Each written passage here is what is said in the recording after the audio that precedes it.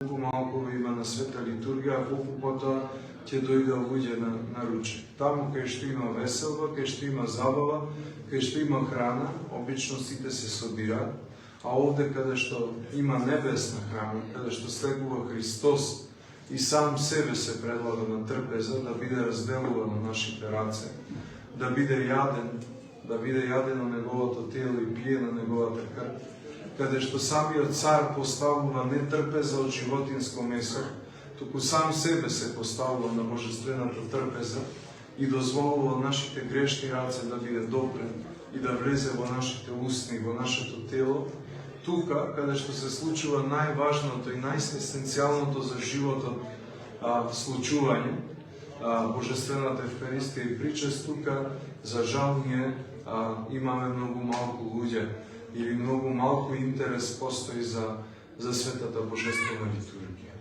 Но многумина се повикани, малкумина се избрани, секој е повикан да дојде и да учествува во животот бесмртен.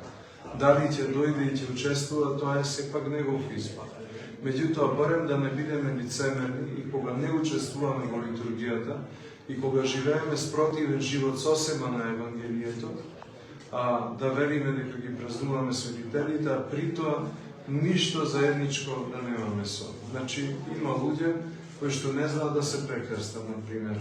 Има луѓе кои што, верувајте или не, ја сум навистина од тоа многу ме чуди на света тајна крштевка, значи кумот не знае да го прочита символот на верата.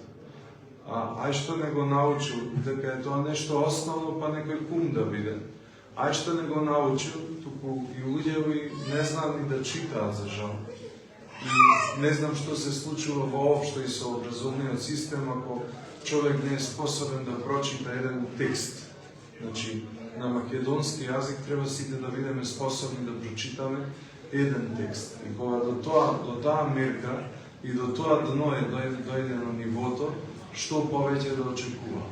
Па потоа се жалиме дека во животот не ни оди, дека ни е тешко и така натаму, меѓутоа не сваќаме дека самите оддалечувајќи се од Бога, стануваме и правиме животот да ни биде тежко. Стануваме и неписмени, па макар имале 100 академски дипломи, бидејќи писменоста излегува од Духот Свети, од Духот Свети. Ако не беше Духот Свети, Свети Кирил и Методи не ќе може да ги преведат книгите од старогрчки на словенски, таков фокус да има. Никој таков фокус со свој сили нема.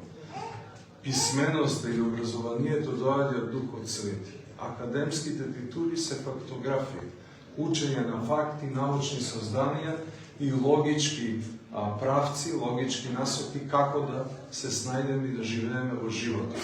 Но образованието доаѓа единствено од Духот Свети. Ако немаме со него контакт, како би имале со него образ? Би имале образ него. Затоа се сведуваме на најпаганското однесување, на вртење на скали, дури, кога беше и 1. мај позгоди, нава и така натаму. Нашето однесување, за жал, има 3 нивоа на однесување. Паганско, кое што е најниско, и кое што води од логиката дека ако нешто ми сториш, јас тебе 3 пати дупло ќе ти вратам. Старозаветно или еврејско, кое се води од логиката око за око и зап за зап. И новозаветно, кое подразбира да ги љубиме непријателите, да ги благословуваме оние што не колку. Кога ние ќе го видиме нашето просечно глобално ниво, не сме далеку од паганското ниво. Значи, од нивото на паганизмот и на идолопоклонството, а сепак сме крстени миропомазани и тоа представува еден сериозен парадокс. И затоа можеби ќе треба црквата да преиспита во иднина кого крштева, на кого ги дава светите тајни, кого венчава, затоа што луѓе доаѓаат во црква да се крстат или да се венчаат, потоа никогаш не влегуваат во храмот Господов, а примаат голем дар, а си продолжуваат според паганската практика и паганскиот начин на живот. И едно со друго не оди. Затоа да се освестуваме и да добиваме новозаветна свест, Христова свест, о логосен ум, о Христовен ум, што велеше светиот Јустин Христ. така да размислуваме и така да живееме со Христов ум.